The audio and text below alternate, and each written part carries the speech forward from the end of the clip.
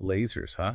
Like in all those James Bond movies, it seems like we're getting closer and closer Yeah. to that kind of stuff becoming a reality. Like Yeah. for real. The U.S. Navy's actually out there right now deploying laser weapons. Yeah, yeah, totally.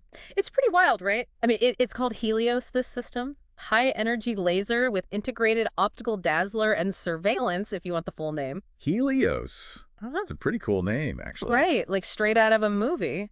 But this is serious stuff. It's a major step towards like a whole new era of weaponry, using energy instead of like bullets and missiles. So in this deep dive, we're going to check out Helios and the whole global race to develop these laser weapons. It's a pretty big deal. Like, what does this all mean for the future of warfare?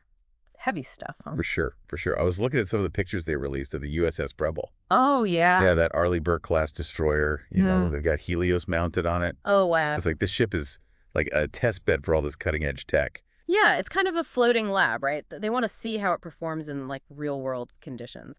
And Helios is interesting because it can do both hard kill and soft kill.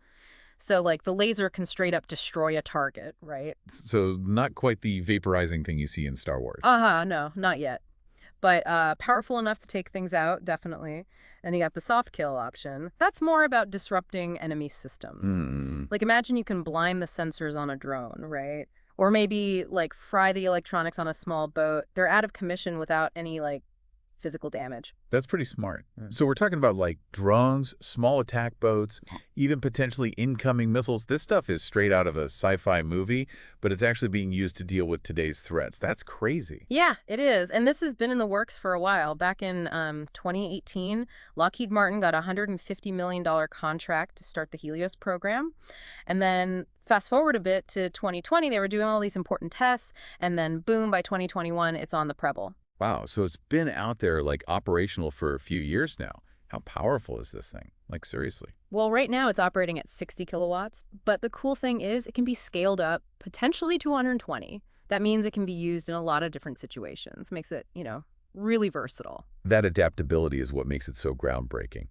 But I'm guessing the U.S. isn't the only one working on this, right? What's the global picture on laser weapons? Well, for sure not. This is like a full-on global race. The UK is developing their own system, Dragonfire, they call it. Dragonfire. I like it. Right. Sounds cool. They're hoping to have it finished by 2027.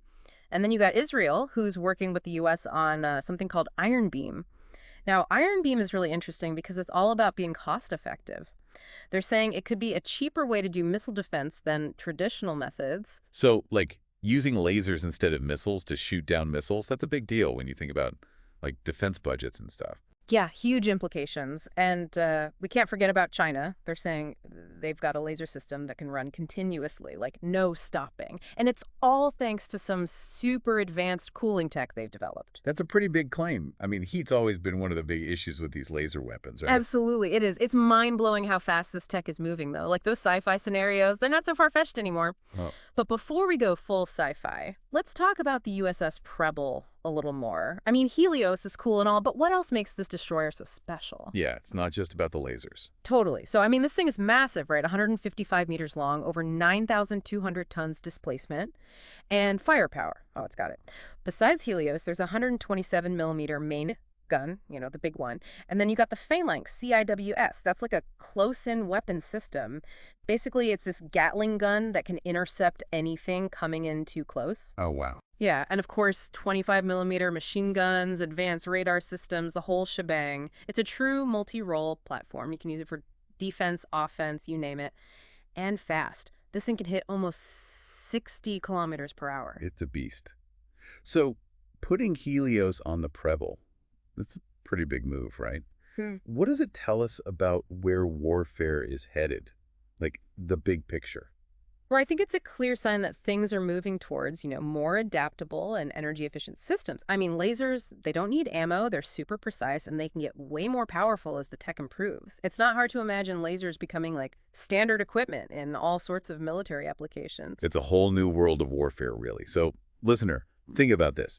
As this laser tech keeps getting better and better, what's that going to mean for, like, global security? How will it change the way wars are fought and, the very nature of conflict itself? It's a rapidly changing landscape, right? Yeah. And lasers, they're just one piece of this whole crazy puzzle. Yeah, it's definitely something to think about. It is. It is.